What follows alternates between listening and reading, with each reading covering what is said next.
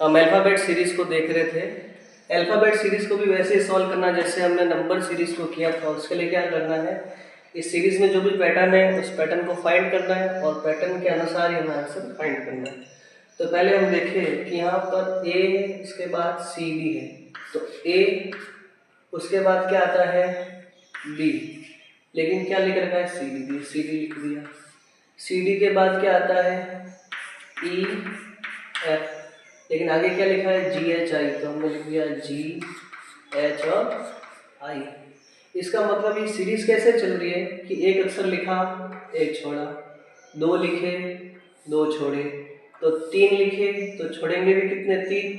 तो जी H I, उसके बाद जे के एल, इसको छोड़ देंगे। तो एल के बाद क्या आता है एम एन ओ पी, यानी कि एम एन ओ पी हमारा हो जाएगा आंसर। अगर हमारा ये पैटर्न सही है तो आगे ये आंसर भी आना चाहिए। तो एम एन ओ पी, चार अक्षर लिखे, चार छोड़ दो पी के बाद, क्यू आर एस और टी, ये चार छोड़ दिए। टी के बाद क्या आएगा U V W X Y, यानी कि इस सीरीज के अनुसार ये भी आ रहा है। मतलब हमारा जो आंसर है एम एन ओ पी वो बिल्कुल सही है। अल्फ़ाबेट सीरीज का ही हम अगला प्रश्न देखते हैं। इस प्रश्न को हम ध्यान से देखेंगे तो यहाँ लिखा है W 529, U 221, Q 289 और O 225। तो इनमें आपस में हम रिलेशन फाइंड करेंगे W और 529 में क्या रिलेशन है। तो हमें पता है कि W अल्फ़ाबेट सीरीज में 23rd पोजीशन पे आता है और 23rd का अगर हम स्क्वायर करें तो हमें 529 मिलता है। उसी तरह U 21 पोजीशन पे आता है, तो U का भी हम स्क्वायर करें तो हमें क्या मिलता है 441। उसी तरह Q, ये तो हो गया W के लिए, ये हो गया U के लिए। Q 17 पोजीशन पे आता है अल्फ़ाबेट सीरीज में, तो 17 का स्क्वायर करें तो हमें मिलता है 289। और O है जो अल्फ़ाबेट सीरीज में 15 पोजीशन पे आता है, तो O का हम स्क्वायर करें तो हमें मिलता है 225। तो यहाँ पर एक खाली जगह दी गई है, उसमें फाइंड करना। तो यहाँ पर हमें जो ऑप्शन दिए हैं चारों में S है और उसके आगे अलग अलग नंबर दिए हुए हैं। तो हमें पता चल गया है कि जो भी अल्फ़ाबेट है और उसके आगे जो नंबर है उसमें रिलेशन क्या है कि वो कौन से नंबर कौन सी पोजीशन पे आता है उसका स्क्वायर है।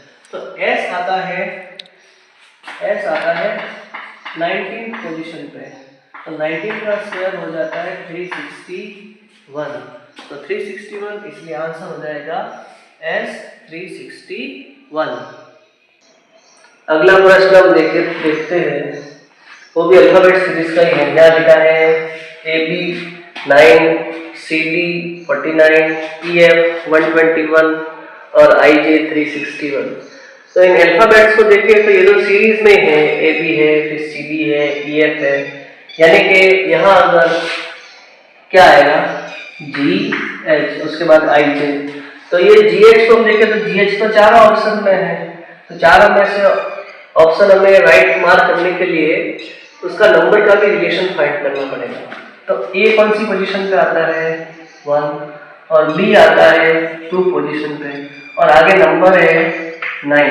मतलब इन दोनों को प्लस करो, 1 और 2 हो गए 3 और 3 का स्क्वायर होता है 9, यानी कि इस प्रकार से हमको रिलेशन बनता हुआ दिख रहा है। आगे वाले में देखते हैं क्या इसमें भी ऐसा ही है। C आता है 3rd पोजीशन पे, D आता है 4th पोजीशन पे, दोनों का सम होता है 7 और इसका स्क्वायर तो 49, मतलब ये भी सही है। तो आगे देखिए, आगे भी क्या ऐसा है, E आता है 5th पोजीशन पे, F आता है 6th पोजीशन पे, इन दोनों का सम किया 11 का स्क्वायर किया 121। यानी कि ये सीरीज ऐसे चल रही है कि जो नंबर है उनको ऐड करो और जो सम आता है उसका स्क्वायर करो। तो उसी तरह हमारे पास है G और H। तो G है हमारा 7th पोजीशन पे, H है 8th पोजीशन पे, इनको जोड़ा तो कितना आ गया 15 और 15 का स्क्वायर किया यानी कि 15 × 15 किया तो कितना आ गया 225, यानी कि 225। तो GH 225 कौन से ऑप्शन में है? फोर्थ में, तो इसका आंसर हो जाएगा GH225। अगला प्रश्न हम देखते हैं, इसमें P, PQ, PQR। तो इस प्रश्न को पहले आप ही वीडियो पॉज करके सॉल्व करने का ट्राई कीजिए। 3, 2, 1। चलो अब मैं इसको सॉल्व कराता हूँ। P के बाद PQ, यानी कि P के नेक्स्ट वाला अक्षर लिया है, फिर PQR, फिर नेक्स्ट वाले 2 लिए हैं। इसका मतलब अब क्या होगा, नेक्स्ट वाले 3 भी साथ में लिए जाएंगे, यानी कि P तो है, नेक्स्ट वाले 3 Q, R और S। तो PQRS कौन से ऑप्शन में है? PQ तो है लेकिन R है गलत। PQR और S, तो ये हमारा आंसर हो जाएगा। अगला प्रश्न हम देखते हैं, ACE, BTF, CEG।